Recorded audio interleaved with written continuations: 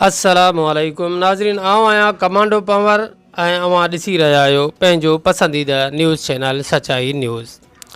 हिन वक़्तु ख़बर शामिल कयूं पिया शिकारपुर मां त सिंध अबड़ा वेलफेयर एसोसिएशन सावा जो डिवीज़नल इजलास मरकज़ी जनरल सेक्रेटरी हाजी मीर अहमद नवाज़ अबड़ो जी सिदारत में मारफाणी हाउस बाईपास शिकारपुर में थियो।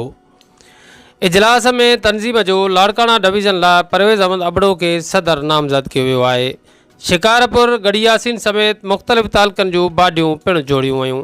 शिकारपुर शहर लाइ पिणु अलॻि सां बाडी जोड़ी वई। उनखां अलावा ज़िले शिकारपुर जे नायब सदर जे ख़ाली उहिदे लाइ इंजीनियर ज़ुल्फ़कार अबड़ो खे मुक़ररु कयो वियो।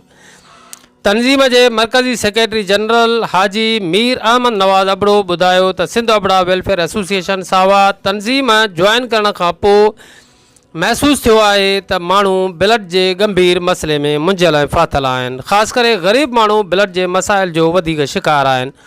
उन लाइ आम माण्हुनि जी ज़रूरतुनि खे मद्देनज़र रखंदे असां सभ खां पहिरियां शिकारपुर में सावा ब्लड बैंक खोलण जो ऐलान कयो आहे।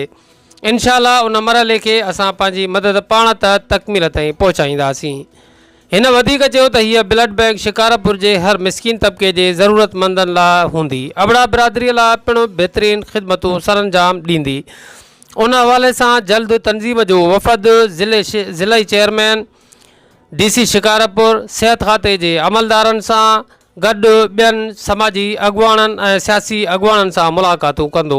इजलास में उहो पिणु फ़ैसिलो कयो वियो त सावा जे कंहिं बि मेंबर खे कॾहिं बि ॾुख सुख में अकेलो न छॾियो वेंदो। अॻुवाणनि चयो त असां अबड़ा बिरादरीअ जे समूरनि पाड़नि खे दावत ॾियूं था त राब्तो कनि ऐं मेंबरशिप फारम वसूल करे असां सां गॾु शामिल थी वञनि।